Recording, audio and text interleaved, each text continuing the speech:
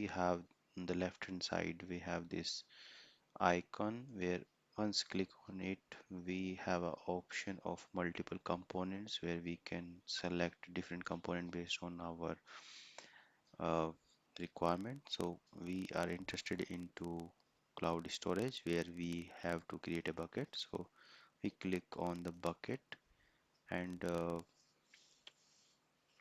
once we click on the bucket, so there is one thing that we have to select the project. So this is by default I have selected one project and here like what you have to do, you have to create a bucket. So click on create button. So I have created just a minute. So yeah, so once we uh, click on the create button, we get these options. So we have a option to create a bucket. So here the standard way to create a bucket is like we take a ID of your project as a prefix. So I am just copying this one and typing here.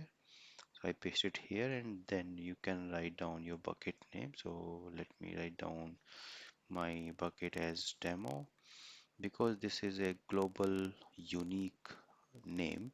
So you have to be take care once you are defining the bucket. Now there are a lot of things to choose the bucket, but here what you can do on the beginner, just click on create. So by default it will take different type, different storage class, then public access prevention, access control, and all these things as a default value. And once we click on it, it will be created. Also, like you can see that here we have a cost associated with every component. So once we create any bucket, it showing that it is around 0.026 dollar per GB per month. So basically, if we are storing 1 GB for 1 month, then this will be cost me around 0.026 dollar. And monthly, it's a monthly cost, so the bill will be come after a month. So once I click on the create button here, then it will take some time. So public access will be prevented. So basically on this bucket. So okay, so because here I'm using my account. So here you can see that created. So basically I have created this bucket. So here you can see that we have a different location, storage class, public access no, protection none.